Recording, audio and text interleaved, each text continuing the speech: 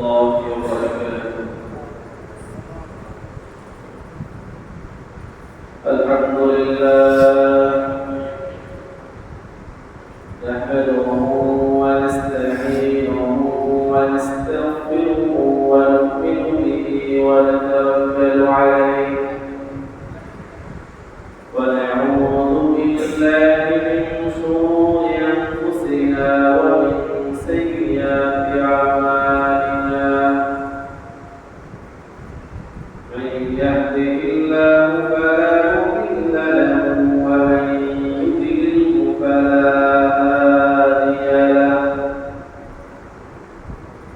وأشهد أن لا إله إلا الله وحده لا شريك له وأشهد أن سيدنا وسندنا وحبيبنا وحبيب ربنا وطبيبنا وطبيب قلوبنا محمدا عبده ورسوله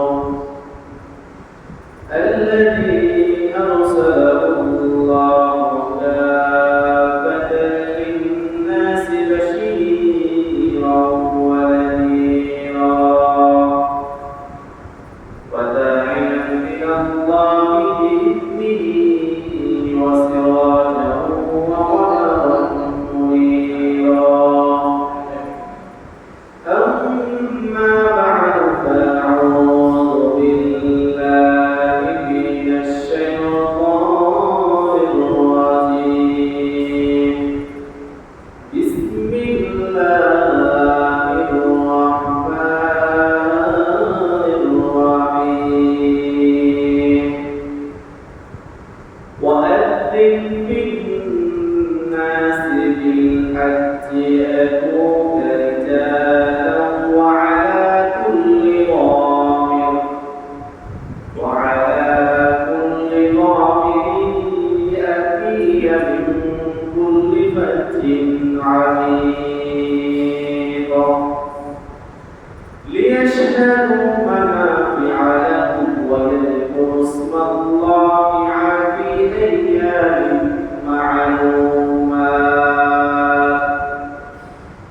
على ما رزقهم من بهيمة الأنعام فكلوا منها وأطعموا البائس الفقير وقال رسول الله صلى الله عليه وسلم من حج لله فلم يرفث ولم يفسق كان كيوم ولدته أمه أو كما قال عليه الصلاة والسلام إن الله وملائكته يصلون على النبي يا أيها الذين آمنوا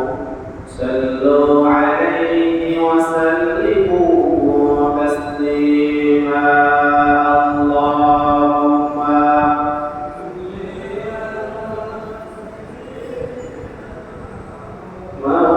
مولانا محمد وعلى آله سيدنا اللهم صل على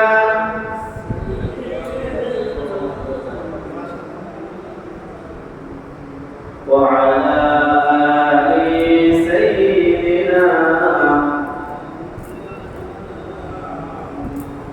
حمد بحل مرتضى فاكرا آگے عبادت مشتاقا اللهم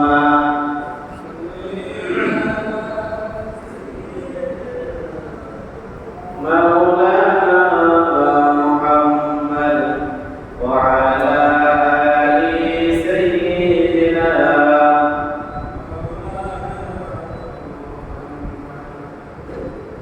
বেগুনাহ গুযশতে পারনা সাআতে বা হুজুরে দিল না করদাম তাআতে আল্লাহুম্মা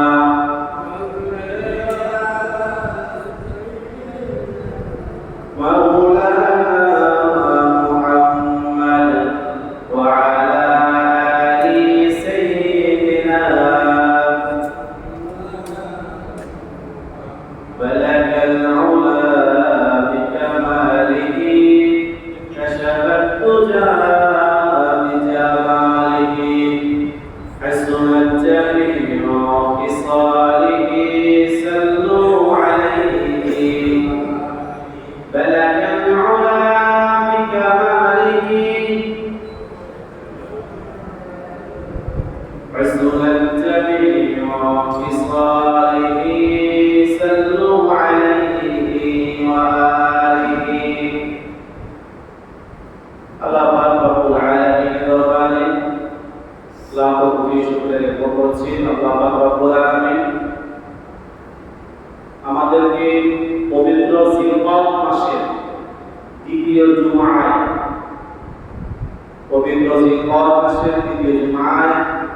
আল্লাহ তাআলা আমাদেরকে মসজিদে নিয়ে এসেছেন। আল্লাহ তাআলা সকল নিয়ামতকে স্মরণ করে মজলিসের শুরুতে আল্লাহ পাকের প্রশংসা করে সকলে বলে আলহামদুলিল্লাহ রব্বানা লাকাল হামদ হামদান কাসীরান তাইয়িবান মুবারাকান ফীহি। এখন হজের মাস চলে, এই মাস শাওয়াল, জিলকদ, জিলহজ, এই মাসগুলিকে আইয়া আশহুরুল হজ তথা হজের মাস বলা হয়। কোনো ব্যক্তি যদি চায় ইহরাম বাঁধবে, হজের জন্য ইহরাম বাঁধবে, তো সে শাওয়াল মাস থেকে ইহরাম বাঁধার অনুমতি আছে। সে চাইলে শাওয়াল মাস থেকে হজের নিয়তে সে ইহরাম বেঁধে ফেলতে পারবে শাওয়াল থেকে। এবং হজের দিকে সাধারণত মানুষ পায়ে হেঁটে হজ করার জন্য তারা রওনা হতো 1 মাস, 2 মাস, 3 মাস, এভাবে সাধারণত দূরত্ব 2 মাসের দূরত্ব থেকে তারা রওনা হয়ে যেত পায়ে হেঁটে হজ করার জন্য। তো সাধারণত রমজান মোবারক কাটিয়ে ঈদুল ফিতরের পরে মানুষ হজের জন্য রওনা হতো, প্রস্তুতি নিত। আল্লাহ তাআলা এই জন্য এই মাসগুলোকে হজের মাস ঘোষণা করেছেন। আলহামদুলিল্লাহ, প্রতিবারের মতো এইবারও আমাদের হাজী সাহেবরা বাইতুল্লাহ সফরের উদ্দেশ্যে, হজ্জে বাইতুল্লাহর উদ্দেশ্যে তারা বাংলাদেশ থেকে রওনা হয়ে গিয়েছেন। প্রথম ফ্লাইট আলহামদুলিল্লাহ আরো আগে চলে গিয়েছে। দৈনিক কিছু কিছু হাজী সাহেবরা আলহামদুলিল্লাহ বাইতুল্লাহ থেকে তারা আয় গেছেন। তো যারা তো বাইতুল্লাহ হজ সম্পাদন করছে তারা সৌভাগ্যবান, মহা সৌভাগ্যবান। যারা এখন আমরা করতে পারি নাই, আমরা আফসোস করতেছি এবং আল্লাহ তাআলার কাছে দোয়া করি আল্লাহ তাআলা যেন অন্তত পক্ষে মৃত্যুর পূর্বে একবার হলেও আল্লাহ তাআলার মক্কা মদিনা জিয়ারত করার সকলের দিক থেকে বলেন আমিন। আল্লাহ তাআলা আমাদের সকলকে কবুল করুন। এই যে হজ, এই হজ পালন করা হয় আল্লাহ পাকের জন্য। এটা আল্লাহ তাআলার আদেশ, আল্লাহ তাআলা এটাকে ফরজ করেছেন। হজ এটা ফরজ বিধান। ইসলামের নামাজ, রোজা, যাকাত, এই যে মৌলিক যে ফরজ আছে, এই ফরজের মধ্যে অন্যতম একটা ফরজ হলো হজ। এটা ফরজ কেন? কারণ আল্লাহ পাক রব্বুল আলামিন কোরআনুল কারীমে আয়াতের মাধ্যমে এটাকে ফরজ করেছেন। আল্লাহ তাআলা বলেন ওয়ালিল্লাহি আলান নাসি হিজ্জুল বাইতি মান ইসতাতাআ ইলাইহি সাবিলা। ওয়ালিল্লাহি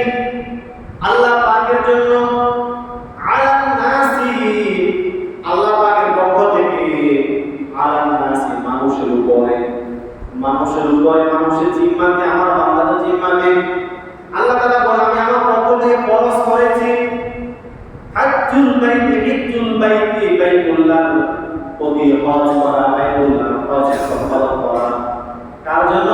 মান ইসতাতা ইলাইহি সাবিলা, যে ব্যক্তি সেই পথ চলতে সক্ষম, সে পর্যন্ত পৌঁছতে সক্ষম, তার জন্য জীবনে একবার অন্তত হজ সম্পাদন করা এটা ফরজ। হজ একবার করা ফরজ, বারবার করা ফরজ না। জীবনে যার সামর্থ্য আছে আল্লাহ তাআলা বলেন তার জন্য আমার পক্ষ থেকে আমি ফরজ করেছি বাইতুল্লাহ হজ। এখন সামর্থ্য কি? কতটুকু হলে সামর্থ্য বলা হয়?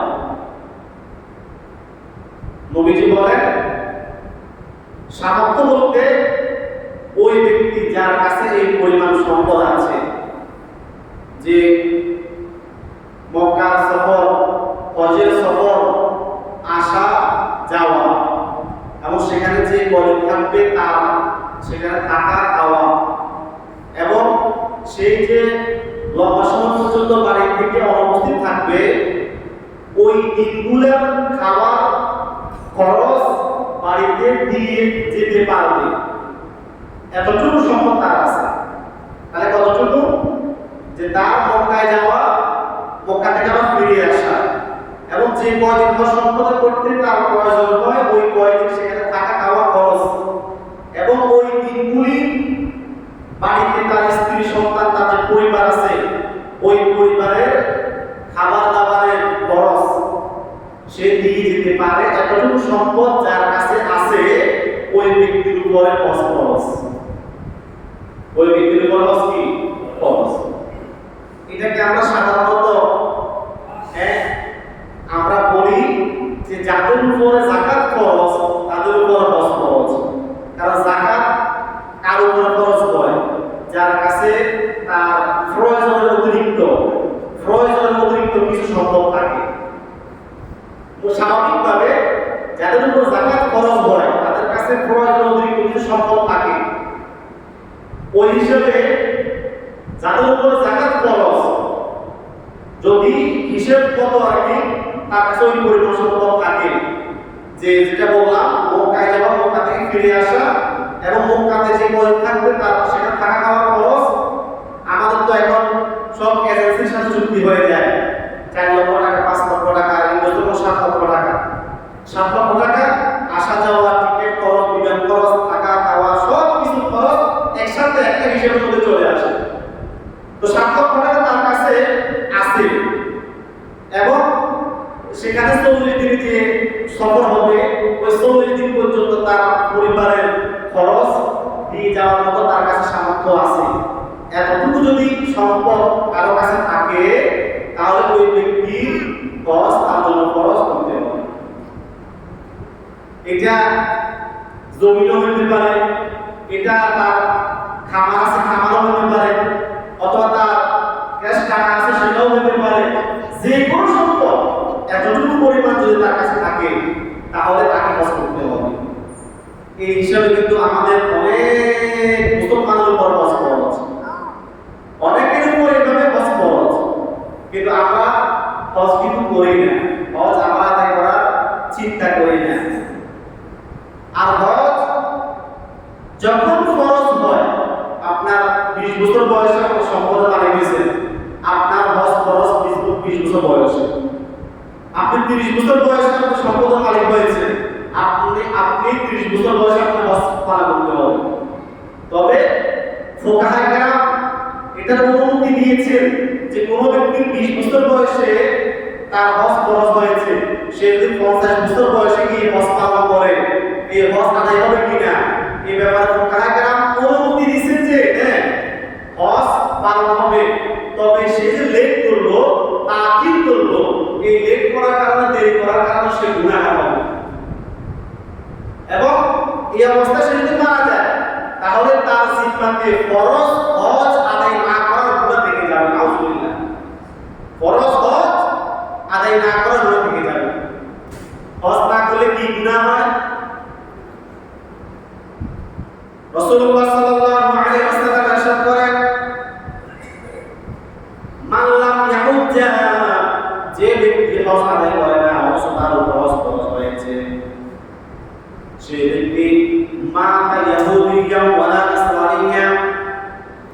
ব্যক্তি ইহুদি হয়ে মারা যায়, আমার ওই উম্মত নাসারা হয়ে মারা যায়, বেদিন হয়ে মারা যায়, তার কোনো জিম্মাদারি আমার কাছে নাই। আমি নবীর কোনো দায়িত্ব জিম্মাদারি তার ব্যাপারে আমি রাখবো না। হজ না করলে অনেক বড় হুমকি আছে। নবীজি বলেন, যে ব্যক্তি তার ফরজ হওয়া সত্ত্বেও হজ আদায় না করে, তাহলে সে ব্যক্তি ইহুদি হয়ে মারা যায়, নাসারা হয়ে মারা যায়, তার ঈমান থাকুক আর না থাকুক, মানে সে আমার আর উম্মতের অন্তর্ভুক্ত না, সে আমার উম্মত না। নাউযুবিল্লাহ। নবী আমাকে আপনাকে আর উম্মত হিসেবে স্বীকারই করবেন না। নাউযুবিল্লাহ। নবী যদি স্বীকার না করে কিয়ামতের ময়দানে কারো বাঁচার উপায় আছে? উপায় আছে? বলেন, উপায় আছে? উপায় নাই, উপায় থাকবে না। কঠিনকালেও ওই ব্যক্তি জান্নাতে প্রবেশ করতে পারবে। এই জন্য হজ না করলে বিপদ আছে। আর দুঃখজনক হবে সত্য, আমাদের দেশের বাংলাদেশের হাজী সাহেব সব দাড়ি ফাঁকা। বাংলাদেশের হাজী সব দাড়ি ফাঁকা। 20 বছর বয়সে হাজী দেখা যায় না। আপনারা আপনাদের জীবনে দেখছেন কিনা আমি এখনো দেখি নাই, আমার ভাগ্য হয় নাই, সৌভাগ্য হয় নাই। 20 বছর বয়সে হাজী, 30 বছর বয়সে হাজী, খুব কম 40 বছর বয়সে ওই দাড়ি ফাঁকার জন্য অপেক্ষা করে। তো দাড়ি ফাঁকার অপেক্ষায় সে থাকে 50 বছর পার হোক, ছেলে মেয়ে বিবাহ দিয়ে তারপরে হজ করবো। এই ধরনের কথা আমাদের সমাজে আছে কিনা বলেন? তো ছেলে মেয়ে বিয়ে দেওয়ার পরে হজ করবো, এর আগে হজ করা যাবে না। এরকম ভ্রান্ত বিশ্বাস, উদ্ভট বিশ্বাস আমাদের সমাজে আছে। ঘরের মধ্যে উপযুক্ত মেয়ে আছে, বিয়ে দেওয়ার আবার হজ কিসের? আপনার কথা বলেন, এই ধরনের বিশ্বাস আছে আমাদের দেশে? মেয়ে বিয়ে দেওয়ার আগে হজ কিসের? আপনারা কে বলছেন বিয়ে দেওয়ার আগে হজ করা যাবে না? কে বলছে? মানে মন মতো একটা বানাই নিয়েছে, মন মতো একটা বানাই নিয়ে ওটাকে নিজের মধ্যে লালন করতেছে। অথচ এটা না কোরআন সমর্থন করে, না হাদিস সমর্থন করে, না ওলামায়ে কেরাম এটাকে সমর্থন করে। মেয়ে বিয়ে দেওয়ার আগে কিসের হজ? আগে মেয়েটা বিয়ে দিই তারপর হজ। আর আপনার উপরে হজ যদি ফরজ হয়ে থাকে, আর আপনি যদি মেয়ে বিয়ে দেওয়ার জন্য অপেক্ষা করতে করতে কবরে চলে যান, আপনার অবস্থা কি হবে আপনি জানেন? আপনার অবস্থা কি হবে আপনি জানেন? আপনি মারা গেলে আপনার মেয়ের বিয়ে হবে না? হবে না? বাপ মারা গেছে, মেয়ের আগে বাপ মারা গেছে, এরকম মেয়ের বিয়ে এই সমাজে এই দেশে হয় না? হয় নাই? তা আপনি কিসের আফসোস করতেছেন, কিসের জন্য অপেক্ষা করতেছেন যে না মেয়ে বিয়ে দেওয়া আগে হজ করা যাবে না? হজ যখন ফরজ হয়েছে আপনাকে তা করতে হবে। আপনার সামর্থ্য অর্জন হয়েছে 20 বছর বয়সে, আপনি 20 বছর বয়সে আপনি হজ করবেন। 30 বছর বয়সে আপনি সামর্থ্যবান হয়েছেন, 30 বছর বয়সে আপনি হজ করতে হবে, এটা আপনার ফরজ। আপনি যদি লেট করেন গুনাহগার হবেন, আর ওই অবস্থায় যদি মারা যান আপনার দায়িত্বে হজ থেকে যাবে। কিয়ামতের ময়দানে আপনি আল্লাহর সাথে বিচার করতে হবে। এজন্য হজ এটা ফরজ বিধান, এটাকে অবশ্যই আদায় করতে হবে। নামাজের গুরুত্ব আছে, রোজার গুরুত্ব আছে। অনেকে মনে করে হজ করা এটা একটা মনে হয় বাড়তি কোনো ইবাদত, অথবা হজ করা এটা মানে সবার জন্য না। আসলে তো সবার জন্য না, ঠিক আছে, তবে অনেকের উপরে ফরজ হয়ে গেছে। এই জীবনে তিনি বসে হিসাব করলেন না যে আদৌ আমার উপরে হজ ফরজ আছে কিনা। এই জীবনে তিনি বসে কখনো হিসাব করেন নাই যে আদৌ আমার উপরে হজ ফরজ হয়েছে কিনা, কখনো চিন্তাও করেন নাই।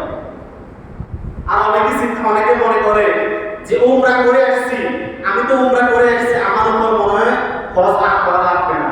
এই ধরনের চিন্তা করা মানুষ কিন্তু আছে। মনে করে উমরা করে ফেললে আর বড় হজ করা লাগে না। উমরা এটা তো নফল জিনিস, মুস্তাহাব জিনিস, এটা ভালো আমল। তবে উমরা কখনো আপনার হজের পর্যায়ে হতে পারে না, হতে পারবে না। উমরা করলে ফরজ হজ কি তার দায়িত্ব থেকে মুক্ত হয়ে যাবে, ফরজ থেকে মুক্ত হবে? কখনো হবে না। এই ধরনের ভ্রান্ত ধারণাগুলা, বিশ্বাসগুলা আমার আপনার ঈমানকে নষ্ট করে দেবে। এই জন্য হজ করতেই হবে। প্রত্যেকের মধ্যে আমার আহ্বান, শুধু পুরুষ না, অনেক নারী আছে পাইছে তাদের উপর হজ ফরজ। আমাদের নারীরা তো হজ করেই না বললেই হয়। শতকরা কত পার্সেন্ট নারীকে আপনি হাজি পাইবেন যে হজ করছে? অত কোটিপতির বিবি, লাখপতির বিবি, লাখপতির মা, কোটিপতির বোন, লাখপতির মেয়ে, কোটিপতির আত্মীয়, তার পরিবারের লোক কিন্তু হজ করে না। হজ করতেই হবে ভাই। এই আমার ভাইয়েরা, এই আমার বোনেরা, সবাই প্রত্যেকে হিসাব করবেন, পরিবারকে নিয়ে, পরিবার সন্তানদেরকে নিয়ে বসে হিসাব করবেন যে আপনার পরিবারের কার কার উপর হজ ফরজ হয়েছে। আর আরো আফসোসের কথা কি, কয়দিকে বলবো, বা পরিবারের মধ্যে নারী পুরুষে মিলে 10 জন আছে, কথা কথা বা বাপে আর মায়ে মিলে হজ করে, সে সবাই মিলে মাকে আর বাবাকে হজে পাঠায়, অথচ প্রত্যেকের উপর হজ ফরজ হয়েছে। প্রত্যেকের উপর হজ ফরজ হয়েছে, তো সবাই মিলে পাড়ায় কারে? ওই বৃদ্ধ মারে আর বৃদ্ধ বাবাকে। তো মনে করে যে মনে হয় মা আর বাপে মনে হজ করে এলে কোনো পরিবারের সবার পক্ষে আদায় হয়েছে। কি এক চিন্তা আমাদের! হজ এটা তো আলাদা একটা ফরজ, এটা ফরজ বিধান। এটা তো প্রত্যেক আকিল বালেগ সামর্থ্যবান ব্যক্তির জন্য ফরজ। আপনার পরিবারের 10 জন থেকে 10 জনের প্রত্যেকের যদি সামর্থ্য থাকে 10 জনকে হজ করতে হবে। এই জন্য আমার ভাইয়েরা একটু হজের ব্যাপারে নতুনভাবে চিন্তা করে। আমার বোনেরা হজের ব্যাপারে একটু নতুনভাবে একটু চিন্তা করে যে আমার উপর হজ ফরজ হয়েছে কিনা। যদি ফরজ হয়ে থাকে অতি সত্বর নিবন্ধন করা দরকার, অতি সত্বর যাওয়ার নীতির মধ্যে থাকা দরকার। আমি চেষ্টা করতেছি, আমি নিবন্ধনের জন্য চেষ্টা করতেছি, যাওয়ার জন্য আমি তদবির করতেছি। এর মধ্যে আমি মারা গেলেও আল্লাহর কাছে তখন বলতে পারবো যে আল্লাহ আমি চেষ্টার মধ্যে ছিলাম, আমি চেষ্টার মধ্যে ছিলাম, আল্লাহ আপনি দিয়েছিলেন, আমার মাফ করে দেন। এটা বুঝতে দিতে পারবেন। আপনি জীবন চিন্তা করবেন না যে আমার উপর হজ ফরজ হয়েছে কি হজ ফরজ হয় নাই। একেবারে গাছা বাবা, গাছা বাবা, মানে এটা একটা ফরজ বিধান, এটা ব্যাপারে কি একটা গাছা বাবা। এই জন্য আমার উদাত্ত আহ্বান সবার প্রতি যে হজের ব্যাপারে নতুনভাবে আমাদের চিন্তা করতে হবে। হজের ব্যাপারে নতুন করে আমাকে আপনাকে চিন্তা করতে হবে। পরিবার সবাই নিয়ে বসবেন, হজের ব্যাপারে কথা বলবেন। যদি হজ করার সামর্থ্য থাকে, আপনার খরচ হয়ে থাকে, আপনি অতি সত্বর হজ করার চেষ্টা করেন। আল্লাহ আমাদের সকলকে তৌফিক দান করুন, সকল বলে আমিন। আমার ভাইরা, আমরা যে হজ করি, এই হজ আল্লাহ পাকের খানে কাবা, এই জমিনের, এই পৃথিবীর, এই ধরনের সর্বপ্রথম যেই ঘর আল্লাহ পাক রব্বুল আলামিন তৈরি করেছে, ওই ঘরের নাম হলো খানায়ে কাবা। ওই ঘরের নাম কি? খানায়ে কাবা। কাবা কি? কাবা ঘর, কাবা ঘর। কিতাবের মধ্যে আসে আল্লাহ পাক রব্বুল আলামিন সর্বপ্রথম যখন এই পৃথিবীকে বানাইছেন, পুরো জায়গাটা পানি ছিল, পানি ভর্তি ছিল। কি ছিল ভাই? পানি। সব পানি ছিল, পানি আর পানি, আর কিছু ছিল না। পানির ঢেউয়ের মধ্যে এক ঢেউ, এক পানির কিছু অংশ আর অংশের সাথে যখন পানি খায়, ধাক্কা লাগে, তো সেখান থেকে বুদবুদ বের হয়, ফেনা তৈরি হয়। ফেনা, ওই ফেনা তৈরি হতে হতে হতে সেখান থেকে আস্তে আস্তে মাটি তৈরি হয়েছে।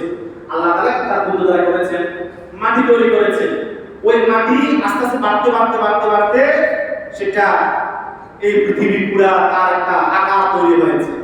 এটা হলো আল্লাহর সৃষ্টির মূলের কথা, গোড়ার কথা। তো সর্বপ্রথম জমিনের এই পৃথিবীর যে অংশটা ওই পানির উপরে বুদবুদ তার ফেনা থেকে তৈরি হয়েছিল, ওই অংশটার উপরে আল্লাহ পাক রব্বুল আলামিন খানায়ে কাবাকে স্থাপন করেছেন। সেটাই পৃথিবীর মধ্যমণি, সেটাই পৃথিবীর কেন্দ্র, সেটাই পৃথিবীর নাভি। যদি আমাদেরকে জিজ্ঞেস করা হয় পৃথিবীর মিডল কোনটা, আমরা অক্ষরে বলতে পারবো যে খানায়ে কাবার ওই জায়গাটা। যদি বলা হয় পৃথিবীর নাভি কোনটা, আমরা অক্ষরে বলে দিতে পারবো যে ওই খানায়ে কাবার ওই জায়গাটা হলো পৃথিবীর নাভি। এই পৃথিবীর মধ্যে সর্বপ্রথম যে অংশটা তৈরি হয়েছিল, ওই অংশটা হলো কি? খানায়ে কাবার ওই জায়গাটা। সেখানে খানায় কাবা স্থাপন করেছেন। এই খানায় কাবা আমরা অনেকে এই নামগুলোর ব্যাপারে একটু ভুল করে ফেলি। সেটা হলো খানায় কাবা, বাইতুল্লাহ, এরপরে মক্কা, মদিনা, হেরেম, এই শব্দগুলোর সীমানা আমরা বুঝি না। মক্কা তো হলো একটা শহরের নাম। মক্কা কিসের নাম? শহরের নাম। একেবারে বিশাল একটা শহর। হ্যাঁ, ঢাকা শহরের চেয়ে অনেক বড় একটা শহর, সেটা নাম হলো মক্কা। মাক্কাতুল মুকাররমা। এই পুরো শহরের নাম হলো মক্কা। এই পুরো শহরের মধ্যে একটা সীমানা, এই যে খানা কাবা কথা বললাম, এই খানা কাবা থেকে কিছু দিকে 7 কিলোমিটার, কিছু দিকে 10 কিলোমিটার, কিছু দিকে 12 কিলোমিটার, কিছু দিকে 5-7 কিলোমিটার, এভাবে করে একটা সীমানা আছে। একটা সীমানা আছে, এটাকে বলা হয় হুদুদে হেরেম। এটা কি বলে? বলেন এটা কি বলে? হেরেম শরীফ। হেরেম শরীফ বলতে শুধুমাত্র ওই যে খানা কাবার ওই জায়গায় ওটা না। হেরেম শরীফ বললে ওই সীমানা একেবারে খানা কাবা থেকে ওই যে 5-7-12 কিলোমিটার বিশাল একটা সীমানা, ওই পুরোটা হেরেম শরীফের মতো অন্তর্ভুক্ত। আপনারা বুঝছেন? হেরেম শরীফ। আর একটা হলো বাইতুল্লাহ। বাইতুল্লাহ হলো ওই যে খানায় কাবার আশপাশে যে মসজিদ আছে, ওই মসজিদগুলো হলো বাইতুল্লাহ। এগুলা বাইতুল্লাহ, এগুলা আল্লাহর ঘর। আর খালি যে জায়গা যেখানে হাজি সাহেবরা তাওয়াফ করে, ওটাকে বলা হয় মাতাফ। ওটা কি বলে? মাতাফ। মানে তাওয়াফের জায়গা। তাহলে প্রত্যেকটা আলাদা নাম আছে না? আর একেবারে যেটা সাইড কর্নার বিশিষ্ট কালো গিলাপ মানে লাগানো, হ্যাঁ, কালো গিলাপ লাগানো যেই ঘরের মধ্যে হযরত আসওয়াদ প্রতিস্থাপন করা হয়েছে, ওই জায়গাটা হলো খানায়ে কাবা।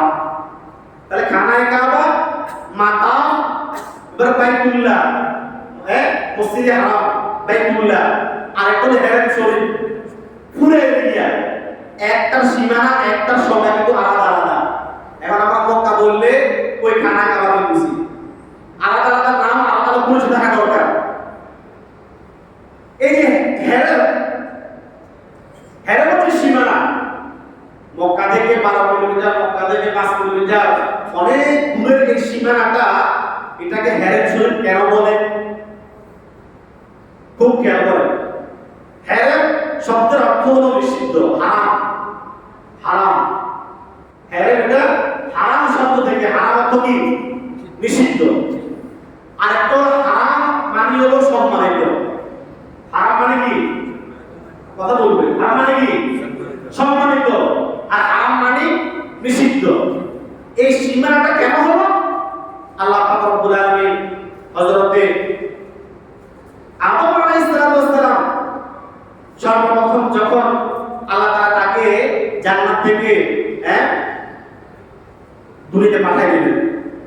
দুনিয়াতে পাঠিয়ে দেওয়ার পরে এখন দুনিয়াতে আদম, আম্মা জান হাওয়া এবং সাথে আরো একজন ছিল। তিনি কে? বলেন না। তিনি কে? মিস্টার ইবলিস আর কি। ইবলিসে পাঠাইছে না? উল্লাহ বিতুম মিনহা জামিআ। এই জান্নাত থেকে তোমরা সবাই বের হয়ে যাও। তো এখানে মানুষ হলো 2 জন। আল্লাহ সবাই কোথায় গেল? ওই শয়তান আছে লোকে। কথা বুঝছেন? তো আদম এবং হাওয়া তাদেরকে পাঠানোর সময় আল্লাহ তাআলা আদম এবং হাওয়ার জানের দুশমন, প্রাণের দুশমন, জাতীয় দুশমন, একেবারে খুব কাছের দুশমন, প্রকাশ্য দুশমন মিস্টার ইবলিস সাহেব পাঠাইছে। এখন এত বিশাল একটা দুনিয়া, তার মধ্যে আদম হাওয়া 2 জন, লগে হলো শক্তিশালী একটা দুশমন ইবলিস। এখন আদম এবং হাওয়া তারা মানুষ তো মানবীয় গুণ হিসেবে তাদের মধ্যে একটু ভয় কাজ করতেছে। কি কাজ করতেছে? ভয় কাজ করতেছে। আল্লাহ তাআলার কাছে দোয়া করলেন, 2টা দোয়া করেছেন। আয় আল্লাহ, সর্বপ্রথম এই দুনিয়াতে এসেছি, আপনাকে দেখতে পাই না, জান্নাতে থেকে তো আপনার ইবাদত করতাম, এই দুনিয়া তো আপনি ইবাদত করতে চাই। এই জন্য আপনি আপনার দুনিয়াতে আপনার একটা আয়াত, একটা নিদর্শন আমাদের জন্য রাখেন, যাকে স্মরণ করে করে আমরা আপনার ইবাদত করতে পারি।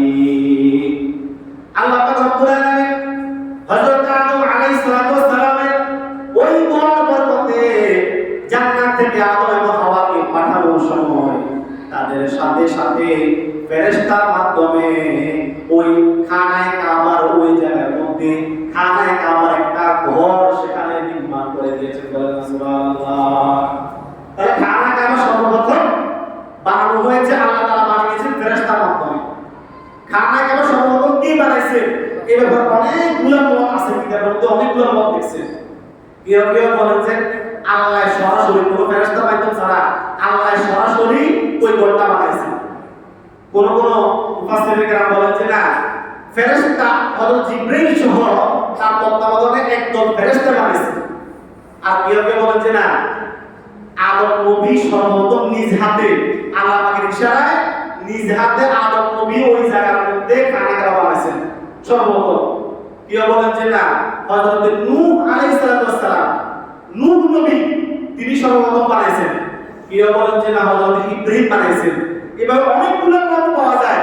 তবে সব মতের মধ্যে একটা সামঞ্জস্য, একটা সমাধান এভাবে দেওয়া যায় যে হ্যাঁ ঠিক আছে, সবাই বানাইছেন, আল্লাহও বানাইছেন আল্লাহর কুদরতের মাধ্যমে, ফেরেশতাও বানাইছেন।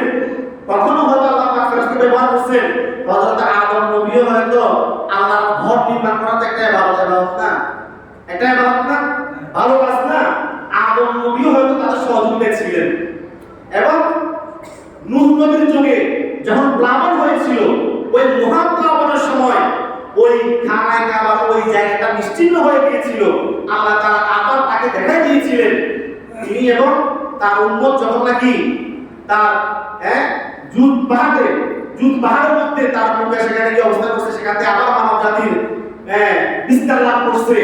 তো আল্লাহ তাআলা ইঙ্গিতে হযরত সাইয়্যিদানা নূহ আলাইহিস সালাম তিনি আল্লাহ তাআলা ইঙ্গিতে ওই ঘরটাকে আবার প্রতিস্থাপন করেছেন। এবং এরপরে কিছু কালের মধ্যে আবার ওই ঘরটা বিস্তীর্ণ হয়ে গিয়েছিল। আল্লাহ তাআলা সর্বশেষ আমাদের আদি পিতা সাইয়্যিদিনা খলিলুল্লাহ ইব্রাহিম আলাইহিস সালাম তার মাধ্যমে তিনি এবং তার ছেলে হযরত ইসমাঈল তারা উভয়ে ওই ঘরটাকে আবার বানাইছেন। তাই আসলে মতগুলোর মধ্যে যে বিপরীত কোনো পার্থক্য নেই, মতৈক্য নেই, সবগুলোর মত কাছাকাছি। আল্লাহ রাব্বুল আলামিন হযরত ইব্রাহিম আলাইহিস সালাম এবং হযরত ইসমাঈল আলাইহিস সালামকে আদেশ করলেন যে তোমরা উভয়ে আমার এই বাইতুল্লাহকে নির্মাণ করো। কিভাবে নির্মাণ করবা? চারটা সাইড পাহাড়ে সাইড ধরনের পাথর দিয়ে ওই খানায়ে কাবা নির্মাণ করার জন্য আল্লাহ পাক রব্বুল আলামিন আদেশ দিলেন যে পাহাড়গুলোর উপর থেকে ওই জায়গা থেকে পাথর সংগ্রহ করা এটা কোনো সহজ কোনো কাজ ছিল না। কিন্তু আল্লাহ পাকের আদেশ হযরত ইব্রাহিম নবীকে তার সাহসের মধ্যে, তার হিম্মতের মধ্যে কমজোর করতে পারে নাই। তিনি পিছপা হননি। তিনি আল্লাহ পাকের আদেশ পালন করার জন্য অনেক কষ্ট করে ওই ঘরকে তিনি নির্মাণ করেছেন।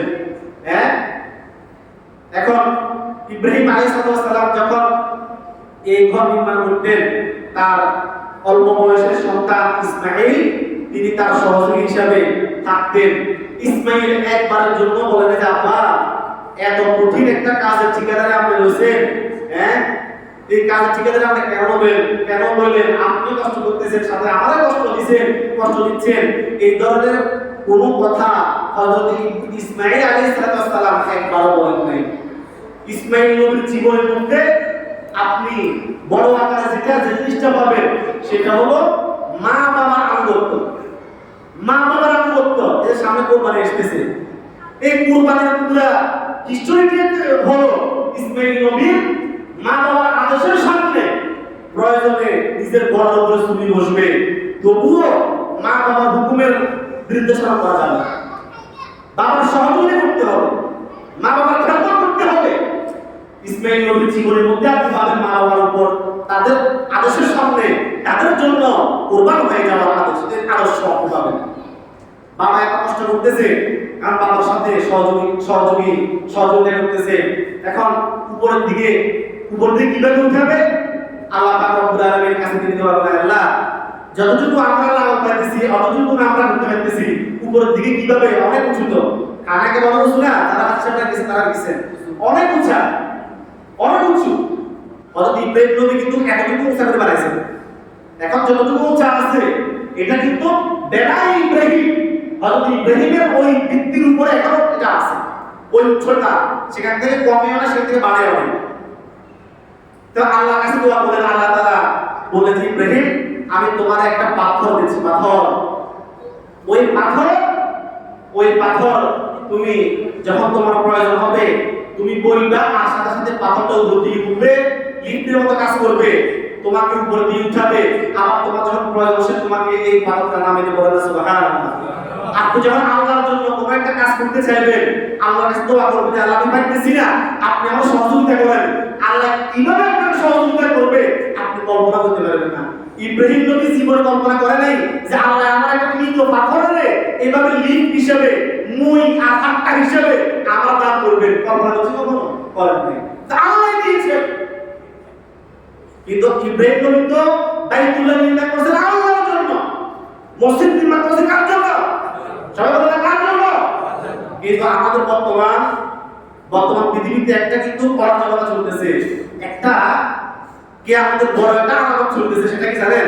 সেটা হলো যে মসজিদ সুন্দর করার প্রতিযোগিতা। কি প্রতিযোগিতা? বলেন না কি প্রতিযোগিতা? মসজিদ সুন্দর করার প্রতিযোগিতা। মানে ওই সমাজ সুন্দর করে ফেলছে, আমরা সুন্দর না করলে কেমন হবো? তারা 5 তালা তুলছে, আমরা 6 তালা না তুললে কেমন হবো? তারা এই গম্বুজ উঠেছে একটা, আমরা 3টা না উঠলে কেমন হবো? ওরা এসি লাগাই ফেলছে, আমরা এসি না লাগাইলে কেমন হবো? এগুলো সবাই না বলতে পারে? এগুলো সবাই না? قال رسول الله صلى الله عليه وسلم إن من أشراط الساعة أن يتباهى الناس بالمساجد। কিয়ামতের আলামতের মধ্যে বড় সড় একটা আলামত হলো, আলামতের সুগরা আমাদের কাছে কিছু আলামত আছে, আলামতের বড় আলামত। কিয়ামতের বড় আলামতের মধ্যে অন্যতম একটা আলামত হলো কিয়ামতের পূর্বে আইয়া তাবাহান নাসু ফিল মাসাজিদ, মানুষ মসজিদকে সুন্দর করার প্রতিযোগিতা করবে, একে অন্যের সাথে প্রতিযোগিতা করবে কে কত সুন্দর করতে পারে মসজিদকে। বললাম ভাষা কথা বলতেছি না, আপনারা কেউ নষ্ট করিয়েন না। বাস্তবতা হলো লক্ষ লক্ষ কোটি কোটি টাকা মসজিদ উন্নয়নের জন্য বর্তমান মানুষ খরচ করে, কিন্তু ইমামের বেতন এখনো 10,000, এখনো 5,000, এখনো স্বল্প বেতন। ইমামের বেতন 5 বছর 10 বছর ইমাম মুয়াজ্জিনের বেতন বাড়ে না। ইমাম মুয়াজ্জিনের বেতন 10 বছর 5 বছরে বাড়তে চায় না, অথচ প্রতি মাসে মাসে দ্রব্যমূল্য বাড়ে।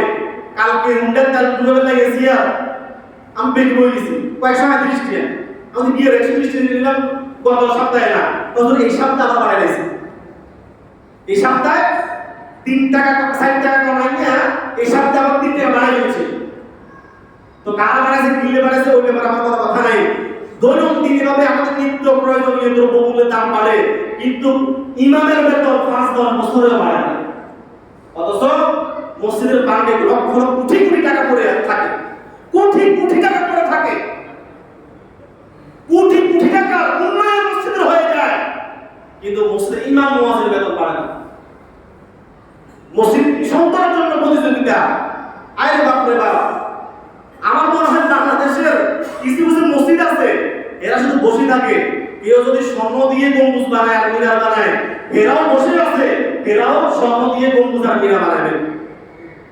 প্রতিযোগিতা। ইব্রাহিম আলাইহিস সালাম তো আল্লাহর জন্য মসজিদ বানাইছে, কার জন্য? সবাই বলো কার জন্য? আল্লাহর জন্য মসজিদ বানাইতে হবে। আজকে আমাদের মসজিদগুলা আহা বাস্তবতা বিমুখ হয়ে গেছে। আমাদের মসজিদগুলো আজকে রুহানিয়ত নাই। নামাজ পড়ি, নামাজে আমরা আসি, কিন্তু আমাদের নামাজের মধ্যে খুশি নেই, নামাজের মধ্যে একাগ্রতা নাই। যারা নামাজ পড়ে, যারা পড়ে না এদের ব্যাপারে আমার কোনো কথা নেই, যারা পড়ে তারা একটু কনসেপ্ট চিন্তা করে কনসেপ্ট নামাজে আমরা পড়ি, নামাজের মধ্যে খুশু আসে না? আসে না? আমার আসে না, খুব কষ্ট হয়, খুব কষ্ট হয়, ব্যাগ ধরে রেখে খুব কষ্ট হয়, এবং লাগে যে বলে কি করি মানে ফাংশন নামাজ, ফাংশন নামাজ। কেন এগুলা? আমাদের মসজিদ যারা বানায় তাদের নিয়তের মধ্যে আজকে গল্প, মসজিদ যারা বানায় তাদের নিয়তের মধ্যে গন্ডগোল। ইব্রাহিম নবী মসজিদ বানিয়েছেন, খানা কাবা নির্মাণ করেছেন, তার নিয়তের মধ্যে বিন্দু মাত্র কোন নিয়তের মধ্যে হেরফের ছিল না, যার কারণে আল্লাহর পক্ষ থেকে গায়েবী মদত আর সাহায্য লাভ করেছে। বলেন সুবহানাল্লাহ। একটা পাথর দিয়েছেন, ওই পাথর উপর দিকে উঠে আবার ওই পাথর নিচের দিকে নামিয়ে যায়। সুবহানাল্লাহ বলেন। এভাবে অনেক কষ্ট করার পরে ওই খানায় কাবা নির্মাণ করেছেন। খানায় কাবা নির্মাণ করার পরে আল্লাহর কাছে দোয়া করেন, وَإِذْ يَرْفَعُ إِبْرَاهِيمُ الْقَوَاعِدَ مِنَ الْبَيْتِ وَإِسْمَاعِيلُ। আল্লাহ রাব্বুল আলামিন বাইতুল্লাহ নির্মাণ করার, খানায় কাবা নির্মাণ করার সেই কথাকে ইব্রাহিম নবীর সেই বর্ণনাকে আল্লাহ পাক দিয়ে দিচ্ছেন। وَإِذْ يَرْفَعُ إِبْرَاهِيمُ الْقَوَاعِدَ مِنَ الْبَيْتِ। ইব্রাহিম নবী যখন ইসমাঈল নবী যখন খুঁটি নির্মাণ করলেন, বাইতুল্লাহ স্থাপন করলেন, উঁচু করলেন, উঁচু করলেন, উঁচু করার পরে তারা কখনো নিজের ক্রেডিট আর কর্তৃত্ব নিজের মধ্যে বড়ত্ব প্রকাশ করেন নাই, নিজের ধারণ করেন নাই। তারা মনে মনে বললেন যে এটা আমাদের কোনো কৃতিত্ব না, এই শক্তি আল্লাহ দিয়েছেন, এই পাথর আল্লাহ তৈরি, আমি টাকা দিয়ে মসজিদ নির্মাণ করতেছি, টাকা আল্লাহ দিয়েছেন, এই জন্য আমার কোনো কৃতিত্ব নাই বাইতুল্লাহ নির্মাণ করার পিছনে। আয় আল্লাহ, আপনার শক্তি আপনার সম্পদ দিয়ে বাইতুল্লাহ নির্মাণ করেছে, আমার একটু শ্রম দিয়েছে। আয় আল্লাহ, আমি কিছুই চাই না, শুধুমাত্র আপনার কাছে একটা দোয়া দরখাস্ত করে, সেটা হলো রব্বানা তাকাব্বাল মিন্না ইন্নাকা আনতাস সামিউল আলিম। কি হচ্ছে? রব্বানা তাকাব্বাল মিন্না ইন্নাকা আনতাস সামিউল আলিম। ইব্রাহিম নবী, ইসমাঈল নবী বাইতুল্লাহ নির্মাণ করার পরে আল্লাহর কাছে দোয়া করছেন যে আল্লাহ, এই সাধারণ কষ্টটাই, সামান্য আমাদের ত্যাগ, সামান্য আমাদের ইবাদত আপনি আমাদের পক্ষ থেকে কবুল করে নেন, কবুল করে নেন। নেক কাজ করার পরে অহংকার করা যাবে না। নেক কাজ করার পরে, নামাজ পড়ার পরে ইস্তিগফার করি না আমরা? নামাজ পড়ার পরে কি করি? আস্তাগফিরুল্লাহ আস্তাগফিরুল্লাহ আস্তাগফিরুল্লাহ তিনবার পড়ে পড়লেন তো নামাজ। এটা কি খারাপ কাজ নাকি? খারাপ কাজ। তো ইস্তিগফার কেন করতেছেন? ইস্তিগফার কেন করতেছেন? নামাজ পড়ে যেন আপনার মধ্যে এই ভাব না আসে যে আমি নামাজ পড়ছি, আমি জানি না আমার নামাজের কি ত্রুটি হয়েছে, আমি জানি না আমার নামাজ যেভাবে আল্লাহর সামনে পেশ করা দরকার সেভাবে আমি পেশ করতে পারছি কিনা আমি জানি না, আমার নামাজ ত্রুটি হয়েছে, ওই ত্রুটি বিচ্ছুতিকে সরাব করে আল্লাহর কাছে ইস্তিগফার করতে হবে। আস্তাগফিরুল্লাহ আস্তাগফিরুল্লাহ আস্তাগফিরুল্লাহ। এই জন্য নেক কাজ করার পরে সুন্নাত হলো দোয়া করা। নেক কাজ করার পরে সুন্নাত কি? দোয়া করা, কবুলিয়তের দোয়া। কিসের দোয়া? কবুলিয়তের দোয়া। আয় আল্লাহ, আপনি কবুল করেন। রব্বানা তাকাব্বাল মিন্না ইন্নাকা আনতাস সামিউল আলিম। আল্লাহ তাআলা এমন কবুল করা করছে। ইব্রাহিম নবীর কয়ে, ইব্রাহিম নবী, তুমি যে ঘর বানাইছো এই ঘরকে কিয়ামত পর্যন্তের জন্য আমি কবুল করে ফেলছি। বলেন না সুবহানাল্লাহ। কতদিনের জন্য? কতদিনের জন্য? কত বছরের জন্য? কিয়ামত পর্যন্ত। কিয়ামত পর্যন্ত সবার জন্য আল্লাহ পাক রব্বুল আলামিন সকল সামর্থ্যবানের জন্য ইব্রাহিম নবীর জামানা থেকে শুরু কিন্তু। ইব্রাহিম নবীর জামানা থেকে, ইব্রাহিম নবীর জামানার আগে সাধারণ মানুষের জন্য হজ ফরজ ছিল না। সাধারণ মানুষের জন্য হজ করা কি ছিল না? ফরজ ছিল না। তবে নবীদের জন্য ফরজ ছিল। নবীদের জন্য কি ছিল? ফরজ ছিল। কথা আমরা শেষ করতে পারবো না। নবীদের জন্য ফরজ ছিল। কিতাবের মধ্যে আসে, হাদিসের মধ্যে আসছে, আল্লাহ তাআলা হযরতে আদম নবী থেকে ইব্রাহিম নবী পর্যন্ত, শুধু তাই নয়, মুহাম্মদ সাল্লাল্লাহু আলাইহি ওয়াসাল্লাম পর্যন্ত 1,24,000 নবী হোক রাসূল হোক, আল্লাহ তাআলা যত নবী রাসূল দুনিয়াতে পাঠাইছেন এমন কোন নবী নেই যে নবী খানায় কাবার জিয়ারত করেন না, তাওয়াফ করেন না, বলেন সুবহানাল্লাহ। প্রত্যেক নবী মক্কায় ছিলেন। প্রত্যেক নবী আদম কি মক্কায় ছিল না। এক নবী পৃথিবীর এক প্রান্তে আসছে, কেউ ফিলিস্তিনে আসছে, কেউ সিরিয়ায় আসছে, কেউ ইরাকে আসছে, একজন এক জায়গাতে আসছে, কিন্তু সফর কইরা বাইরেটা হোক যেভাবে হোক ওই খানায় কাবা তাওয়াফ করা জিয়ারত করা প্রত্যেক নবী রাসূলের জন্য ফরজ ছিল। তবে ইব্রাহিম নবীর জামানা থেকে উম্মতের জন্য, নবীর উম্মতের জন্য সেটা ফরজ ছিল না। কেউ করতে চাইলে ভালো, ফরজ ছিল না। আল্লাহ ইব্রাহিম নবীর জামানা থেকে কিয়ামত পর্যন্ত প্রত্যেক নবী এবং প্রত্যেক নবীর উম্মতের সামর্থ্যবান ব্যক্তির জন্য বাইতুল্লাহ হজকে ফরজ করে দিয়েছেন, বলেন সুবহানাল্লাহ।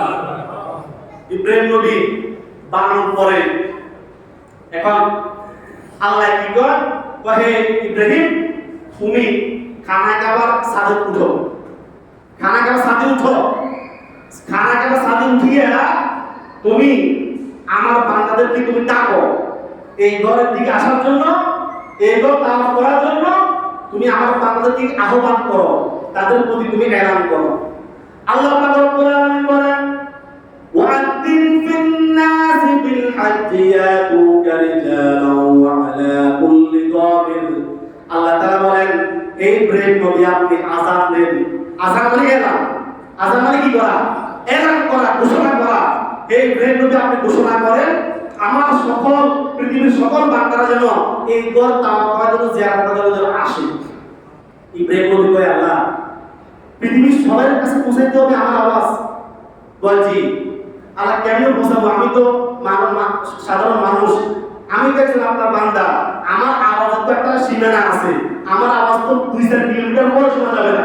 চিৎকার করলে খালি মাঠে পাহাড়ের মধ্যে চিৎকার করলেও 5 কিলোমিটার পরেও শোনা যাবে না। পুরো পৃথিবীতে কিভাবে পৌঁছবে আমার এই আওয়াজ? আল্লাহ বলে, হে ইব্রাহিম নবী তোমার আমি বলছি আযান দেওয়ার জন্য, এলান করার জন্য, আহ্বান করার জন্য, পৃথিবীর সকল মানুষের কানে এই আওয়াজকে পৌঁছানোর দায়িত্ব আল্লাহ। ওই জামানা এই জামানাতে এগুলো বোঝা সহজ। এখন এখানে হেলো বলে আমেরিকা শোনা যায়। এখন গ্রুপ চ্যাট বের হয়েছে, গ্রুপ চ্যাট মানে এক গ্রুপ একসাথে 100 জন মানুষ কথা বলতে পারে। এখানে হেলো বললে, বেটার ক্যামেরা হেলো বললে কোটি মানুষ একসাথে শুনতে পারে না? এগুলো এখন বোঝা সহজ হয়ে গেছে। আল্লাহ কয়, তুমি মানুষের কাছে আহ্বান করো, তুমি মানুষকে এই ঘর তাওয়াফের জন্য তুমি আসতে বলো। মানুষের কানের মধ্যে পৌঁছানো তো আমি আল্লাহ। কিতাবের মধ্যে আসছে, হাদিসের মধ্যে আসছে, ইব্রাহিম নবী যে ওই সময় আযান দিয়েছিলেন, এলান করেছিলেন, মানুষকে ওই ঘরের প্রতি আসার জন্য আহ্বান করছেন। আল্লাহ তাআলা প্রত্যেক তখন পৃথিবীতে যারা ছিল, যারা এখনো রূহ জগতে রয়ে গেছে, আল্লাহ তাআলা ওই সময় কেমন পর্যন্ত যারা আসবে পৃথিবীর সকল মানুষের কানের মধ্যে ইব্রাহিম নবীর ওই আওয়াজটা পৌঁছে দিয়েছিলেন। এবং যতজন সৌভাগ্যবান ব্যক্তি ইব্রাহিম নবীর ওই আওয়াজের সাথে সাথে লাব্বাইক বলতে পারছে। কি বলতে পারছে? সবাই বলতে কি বলতে পারছে? লাব্বাইক বলতে পারছে। আল্লাহ তাআলা ওই লোককে তার মৃত্যুর একদিন আগে হলেও বাইতুল্লাহ যাইয়া লাব্বাইক বলাইবেন, বলেন সুবহানাল্লাহ। সে রূহ জগতে থাকুক অথবা পৃথিবীতে থাকুক, যে ব্যক্তি লাব্বাইক বলতে পারছে, কিতাবের মধ্যে আরো আসে, যে ব্যক্তি একবার লাব্বাইক বলছে সে একবার হজ করতে পারবে, যে 3বার লাব্বাইক বলছে সে 2বার হজ করতে পারবে, যে ব্যক্তি 3বার লাব্বাইক বলছে সে 3বার লাব্বাইক বলার কারণে 3বার হজ করতে পারবে। এভাবে ওই সৌভাগ্যবান ব্যক্তি কতটা ভাগ্যবান ওই ব্যক্তি যে নাকি ইব্রাহিম নবীর ওই আহ্বানের সাথে সাথে অসংখ্যবার লাভদায়ক বলে ফেলছে। যার কারণে আল্লাহর এমন বান্দা আছে যারা তাদের জীবনে 40 বার 50 বার 60 বার এভাবে অসংখ্যবার হজ করে।